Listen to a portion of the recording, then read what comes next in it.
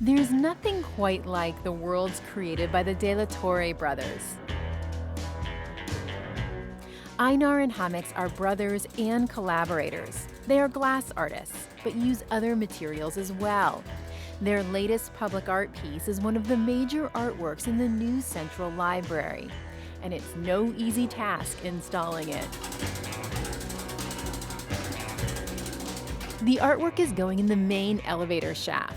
The brothers took a break from installing to chat. Despite the challenges of working in such a tight spot, they're excited about the location. I think for an artist, doing a public art for a library is a pretty fantastic opportunity, and especially for us because we like to make our work layered and baroque and rich, so the more the better. And a library is a place where more is definitely better. You want more information, more access. Now the site that we got in the elevator shaft is it's a pretty sweet sight for an artist. Visitors will see the work from inside the glass elevator. The brothers are known for their ornate glass sculptures and installations. For the library elevator, they're installing 2 columns of diorama boxes, each containing a different scene. The piece is called corpus callosum, after the part of the brain that makes connections between the left and right hemispheres. One column focuses on nature, the other technology. Yeah, and the connection between the creative side and the the sort of more scientific or analytical.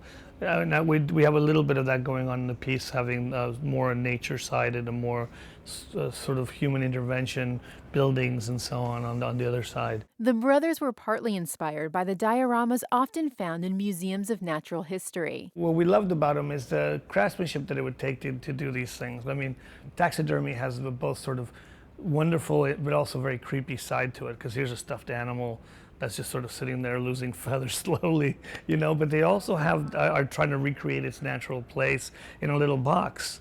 I think that idea of making a little mini world or microcosm is very fascinating way to sort of limit the viewer's perspective and involve them in what you're making. Obviously, the De La Torre brothers' dioramas are nothing like you'd see in a natural history museum. Theirs are funhouse, surreal worlds. They include references to Mexican, Aztec, and Chicano culture, along with a healthy dose of pop culture.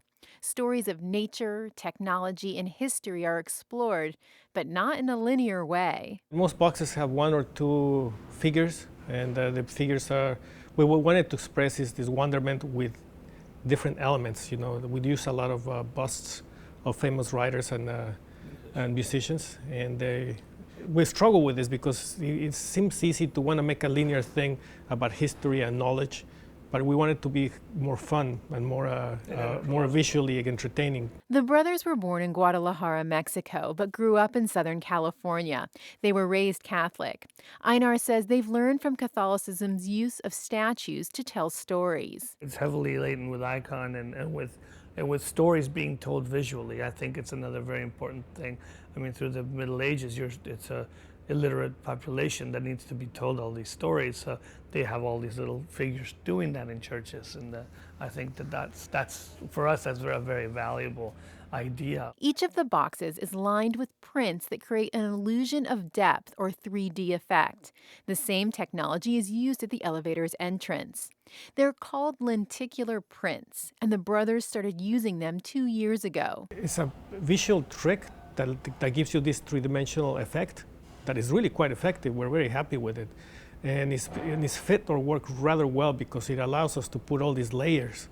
We're always saying that the work is layered like an onion, and so with this technology we can do that and more in a thin sheet of acrylic. As artists, they're looking for all kinds of ways to add more density to their work. Some of the busts are cast in resin so they can be filled with items. There's so much to look at in corpus callosum, which will likely cause visitors to linger around the elevator. I think we're really intrigued by the idea of how discoveries happen. Just like in a library, Einar says, where people go to find one book but discover other interesting books while there. And that's kind of a cool thing about a library, that you don't always, you may find other things, not just what you were seeking, and therefore open yourself to worlds that you may have not known they're there. In the new Central Library, those worlds won't only be in the stacks of books, they'll be in the elevator as well. Angela Carone, KPBS News.